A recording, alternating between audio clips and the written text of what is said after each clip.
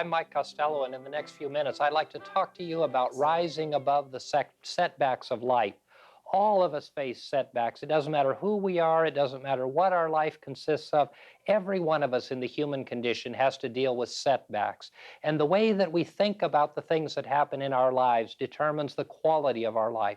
So often in this program, we've shared with you ideas about metaphysical or new thought philosophy. And fundamental to our philosophy, fundamental to new thought, is the belief, excuse me, and the understanding that setbacks and the way that we think about them determine the quality of our life, and that we live in our minds and not in the world. By that I mean that the way that you think about circumstances and situations, the way that your mind acts and reacts to circumstance and situation, will determine the quality of your life. It will determine whether you're upset or at peace. It'll determine whether you're able to cope or whether you're constantly battling. It will determine whether you are able to recover and deal with circumstances and situations, or whether the circumstances and situations of your life will continue to defeat and pull you down. I'd like to talk to you about a few methods of being able to deal with setbacks in life. And I want to be sure that we understand and that I clearly state that everybody has setbacks. Every one of us. I do. All of us who are listening to this program do. Everyone in the human condition has setbacks. And when we have setbacks, we begin the process of feeling defeated. We begin to develop a mental attitude about the circumstance or the situation, whether it's the loss of a job or difficulty with finances or health challenges or children who fail us or relationships that change. These setbacks come into our life experience, and we are challenged to be able to deal with them by rising above the setbacks and making the setbacks the positive expressions that life gives to us to learn to deal more effectively and efficiently with the circumstances and situations that do face all of us in the physical and human condition. The first thing to do when you're faced with a setback is to rise above self-pity. We all have a tendency to feel sorry for ourselves, and we feel sorry for ourselves especially when things seem to go wrong. And so one of the things that you want to be very cautious about when you're faced with a difficulty or a setback is that you not let the circumstance invite you or draw you in to self-pity. And the question that always alerts us to the fact that we're moving into an area of self-pity is when we begin to ask, why me? If you begin to ask why me about any circumstance or situation, be aware of the fact that you are moving into a mode of self-pity. And the fact is that when we're challenged, when we have difficulties in life, the last thing that we need to do is ask why. Because as we ask why, we're never looking for solutions. We're only looking for an argument. We're only looking for justification. In every circumstance of your life, when you begin to ask, why has this happened to me? You don't want an answer. What you're doing is looking for justification of the circumstance or the situation, and you're looking to argue, to fight, or debate. So what we need to do is to move away from the idea of self-pity and self-indulgence, move away from saying, why me, and move into a mode of thinking, now what? Now what? This situation or circumstance has come into my life, now what do I do about it? That moves us into the second step, which is to take a positive image. Some people say that metaphysics and New Thought philosophy is nothing more than positive thinking, and it certainly is positive thinking. But it is more than simply positive thinking. It is moving from a positive way of thinking to a positive way of feeling into a positive way of living. And so to say that positive thinking is the simple answer is not at all simple, because positive thinking is only the beginning of the change and the process and the transformation that needs to take place in order for you to be the positive, successful, dynamic person that the universe and God wants you to be. So take a positive view, even if the circumstance brings you into a negative mental state, even if it begins to bring you into self-pity, even if it tugs at you and begins to start the process of depression. Begin to be aware of the fact that you need to take a positive view. And in taking a positive view, it's necessary for you to begin to rise above the circumstance, above the setback, and above the challenge, because it is when we rise above the experiences of life that we can see them more clearly and be guided and directed in the way in which we should go. Emerson said, a man is what he thinks about all day long. Or today we could say, a person is what he or she thinks about all day long. What you think about and the way that your mind operates determines the quality of your life. And so it is tremendously important that you build and cultivate a positive way of thinking. That doesn't mean that you're not going to be sad. It doesn't mean that you're not going to move into areas of self-pity. It doesn't mean that you're not going to be depressed. But it does mean that when these situations and feelings come upon you, that you have a choice of embracing a positive and affirmative way of thinking. And the positive and affirmative way of thinking is directing your thoughts away from why this thing happened into the acceptance of the fact that it has happened. This is where you are. This is the circumstance and situation. And now what must I do to deal with it? In our church in the last few weeks, we've had a death of a dear and beloved member of our church. And that family was faced with the greatest of challenges that can create a setback in life, and that's the loss of a loved one. And that loss of a loved one came after a long and somewhat protracted illness. But in the process, that dear one was able to take a positive view of her situation and circumstance. And as she was able to take a positive view of the transition through which she moved, which was an illness which ended in terminal illness and death, and a movement from this life into the next, she was able to be positive in the process of her disease, and she was able to share that with her family, with members of our church. She was able to direct the mental process. It doesn't mean that people weren't sad. It doesn't mean that there weren't tears. It doesn't mean that the normal emotions of setback and difficulty were not present, but it does mean that that positive way of dealing with the thought process can be shared with others, it can be absorbed by others, it can be learned by others, and as we share the positive and affirmative thoughts of our mind, we are able to begin to rise above the circumstance and situation where we can get that clear view of what it is we need to do and how it is we should act and react given the circumstance and situation. The third method of dealing with setbacks is to use your own personal experience.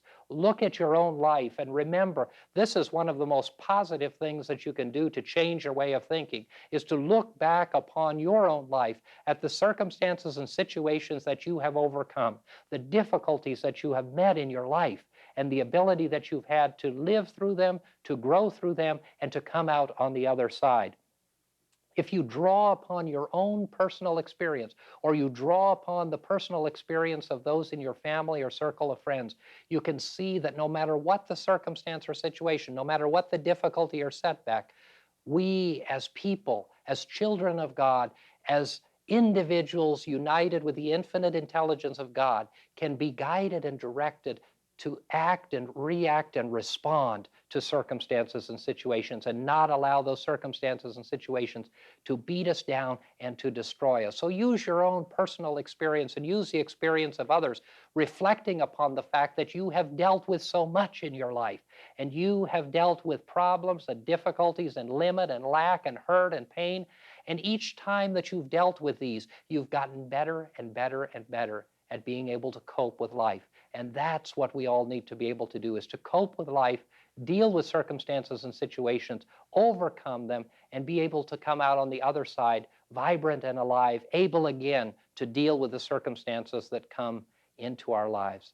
The fourth step that can be taken in rising above setbacks in life is to develop a sense of humor. And sometimes that's extremely difficult, but every one of us needs to have times of laughter, times of enjoyment, times that we can even laugh at ourselves. If you're the kind of person who never laughs, seek out something that entertains you and makes you laugh, whether it's a television program or a comic strip or a joke or whatever it is.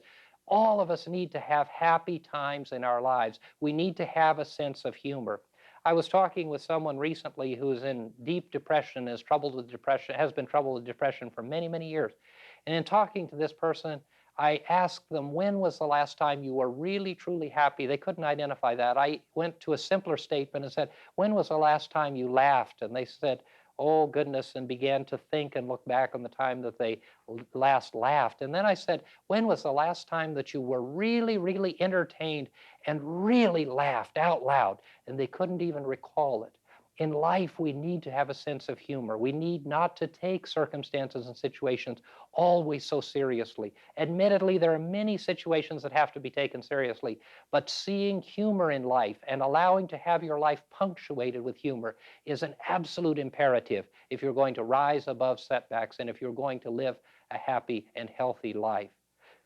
The fifth technique in dealing with life setbacks is to set goals for overcoming the setbacks that have presented themselves. If you've lost your job, you need to set a goal for life that is directed at what it is you need to do for your life's work that can guide you and direct you into the job that you should have. If your relationship is in trouble, you need to set goals for those things that you need to do to enhance your relationship.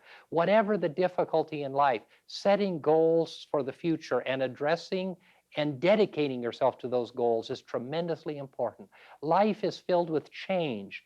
Change comes to all of us, and change is the one reality that is constant and never ending. It is the one thing that proves that we are alive, and it is the one thing that God sends to us for us to learn the lessons that we all need to learn to be the people that we were always created to be. Change is a reality of life, and we need not to change the circumstances and situations of our life, but we need to change the way that we think about the circumstances and situations. And when we change the way that we think about circumstance and situation, we can indeed change our lives. So in your own life, try your very best to apply these simple techniques and others of positive and affirmative thinking to deal with the setbacks of life. Allow yourself to rise above circumstance and situation, negative circumstance and situation. Allow yourself to look clearly upon it. Allow yourself to be conscious of your thought process. Be positive and affirmative. Develop a sense of humor. Set goals in life and embrace change, because the one reality is that your life, my life, and all of our lives are constantly changing, and that change will never end, not in this life or in the next. So change is the reality of life. Change and be changed, and life will be fulfilling. We'd like to pause at this point in the program and invite you to join with us in a reflection, a prayer. We believe in prayer as a centering force, and so we'd like to invite you to join with us now. Eternal and loving God, we gather our hearts and minds together in the remembrance of your reality in our lives, even in the midst of setbacks and difficulties, especially at times of difficulty and challenge. We open ourselves to your infinite intelligence, knowing that you will guide and direct us to our highest and best good. We know this in the name of faith, in the name of hope, in the name of love. Amen. Those were very potent ideas that you presented. And if our audience would follow those, if I would follow those too, then we would really be able to negate fear and the other factors of setbacks in our lives. Fear, that's a wonderful thing, which I didn't touch on, but it's really a part of dealing with setbacks in life, is that the fears that we can't deal with the circumstances, fears of life in general. And we talk about fear often, as false evidence appearing real.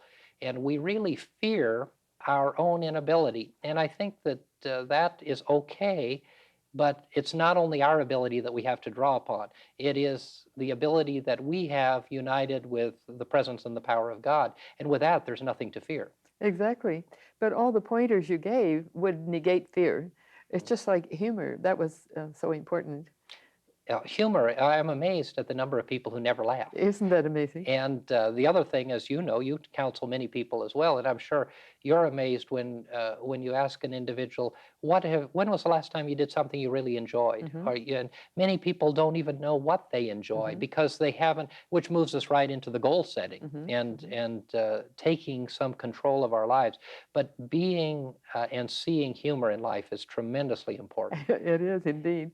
And, too, if those people who are having setbacks would just look outside themselves and see how they can reach out to others. And I know that's no time to reach out to others for some people, but if we do, then our own setbacks seem more minor. That's absolutely true.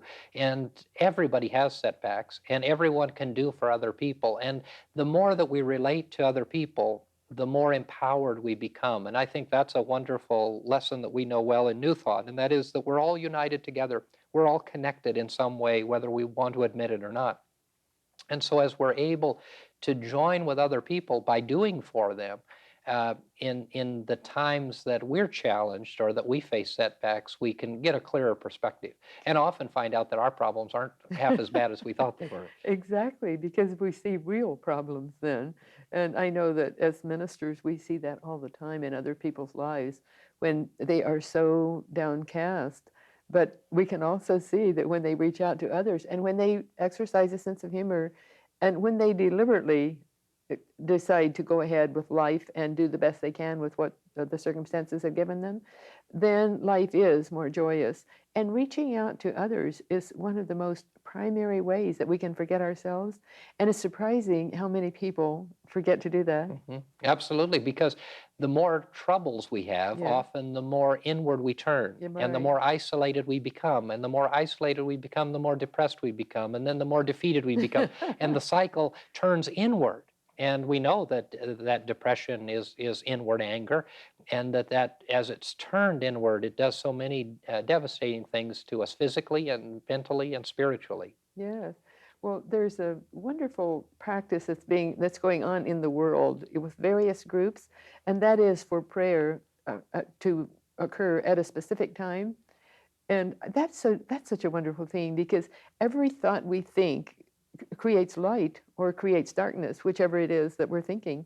So the more people who join together at a specific time helps to lift the atmosphere, and I think, and I'm sure you do too, helps lift the consciousness of mankind. Absolutely. And that power of thought, someone once asked me, what's the difference between New Thought and metaphysical philosophy and all the other philosophies? And I think the one fundamental difference or the dramatic difference is the power of thought. Yes. And the uniting of our thought, not only New Thought people, but the thought of all humankind with the thought and the intelligence of God, that united force. And that as we think, so we are, which is Right. not at all a Mike Costello original, but very important, tremendously important that we become masters of our thoughts. Yes, as a man thinketh in his heart, so is he. I love that quote you gave of Emerson. And that is so true, that whatever we're thinking about all day, and people who stay morose all day long are staying that way because of their thoughts. But if they could just think happy thoughts or just sing a song, everyone knows words of songs. We all learned them when we were children. We can sing children's songs if we don't know adult songs. And that's, of course, a coping mechanism that children use very effectively. Exactly. And of course, the aspect of song and music goes right into what we believe in terms of thought, and that's vibration. Yes. That if we change the vibration around us, Yes. that we then are able to effectively change not only the immediate environment, but we're able to change our thought processes and to affect the thought processes of other people. Yes, and it's so wonderful that we're able to do that. Just today, I was a young man told me that he was feeling depressed, he was feeling down, and I said, "Here, I'll give you a healing." So I put my hands over his head and at his chakras, and energy came through. And I explained to him, healing comes from God, but we channel the energy. And I said, "You can do this too. Do you feel the energy coming through my hands?" And he said, "Yes, I feel warmth and I feel the movement." I asked if he felt the movement. He said he did, because there's that warm, it's like the air is moving in a warm way. And so I, I think that he will probably use that. And if we would all use that technique more and more, because healing does come from God and we are all channels, and anyone can be a channel. And isn't that exciting to know and to let people know that they have power? They have power over their own life, and it begins by creating an understanding of the authority that they have over their thoughts. Yes. And probably the greatest healing that can take place is the healing of our thoughts, Yes. the healing of our mind. And our mind, of course, the process of mind doesn't necessarily have to do with the brain. Yes. And I think that's hard for people to comprehend. But we know that consciousness and awareness transcend the mind or the brain, Right. and the brain as we know it. And the physical brain, of course, is the mechanism, because we're so used to this three-dimensional world, and we want to be able to see and feel and touch the things that we have. So. Yes, well, the people in the New Thought movement use the chakras a great deal, but of course that's not New Thought. That's ancient wisdom, because in ancient times they showed us how we have the force centers in our bodies, at the crown, at the brow, at the throat, at the heart, and the solar plexus, and then below the solar plexus, and then at the sacral area. And it's really interesting how those old ancient ancient wisdom is becoming more and more acceptable today, and it's because it's truth, and truth is everlasting. Mhm. And that truth connects the mind and the body and our environment with our attitudes, and really involves us more fully in responsibility, which is another fundamental of our faith, and that's personal responsibility. And that is that we are personally accountable to ourselves Mhm. for how it is we deal with the circumstances and situations of life. And so failing or becoming depressed or being defeated or not dealing with life or withdrawing from life, all of these kind of negative aspects of our being are really ways in which we fail to meet the expectation of what life is to be for us. Yes, and the momentary challenges of life.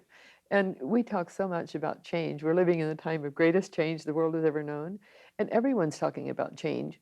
And if we would just realize when we're having a setback that this is just a change, and what might seem to be a setback, what's so important to remember, what might seem to be a setback is really a new beginning.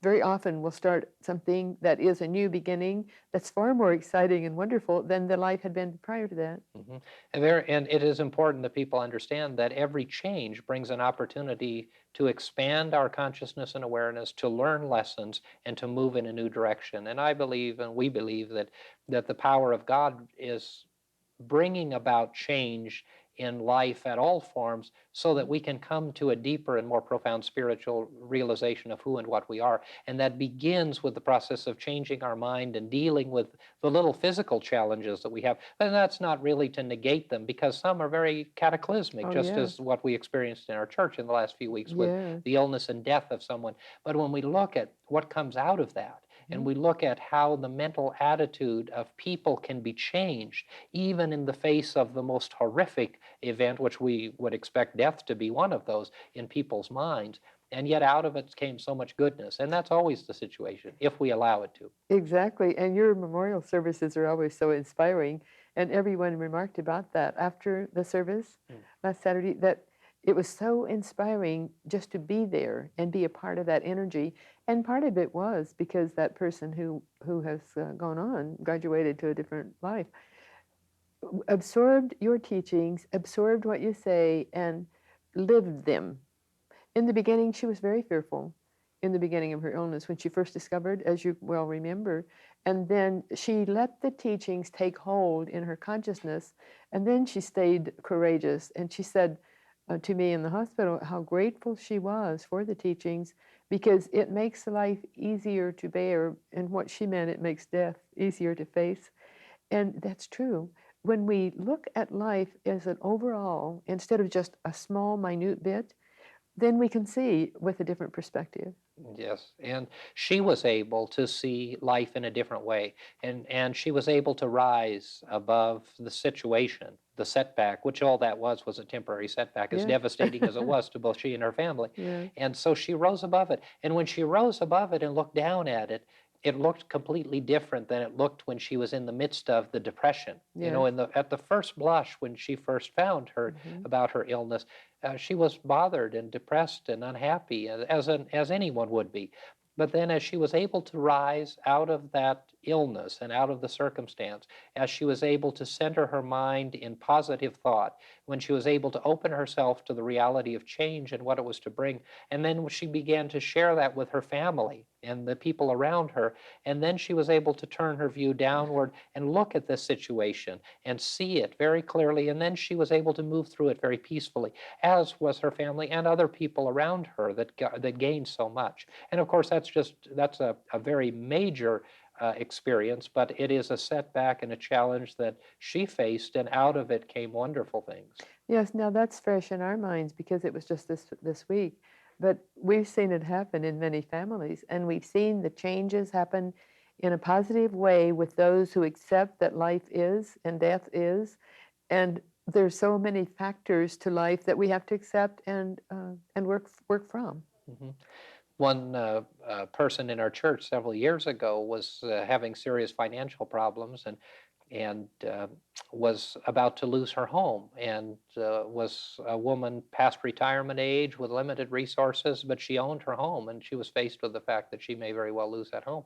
And so, as we were talking to her, not to plant the seed, but one of the things that we said was, well, if you do lose your home, what will you do? Hmm. And the process began to unfold, and where she was so decidedly against that process at all, she then came to the thought, as weeks and months went by, that maybe she's better off without the home. And then Uh-huh. she was able to sell her home, move into other suitable places. Another suitable place was far better suited to her at that point in life. Plus, her financial needs were met. And yet, in the beginning, she couldn't comprehend that because she was so connected to Locked the in. issue, was locked into the economic difficulty that she had, to the fact that she believed she couldn't be happy anywhere else. And in fact, it brought a tremendous blessing, but she changed her way of thinking. And she, again, rose above the situation and then was able to turn and look back at it and see it in a totally different light.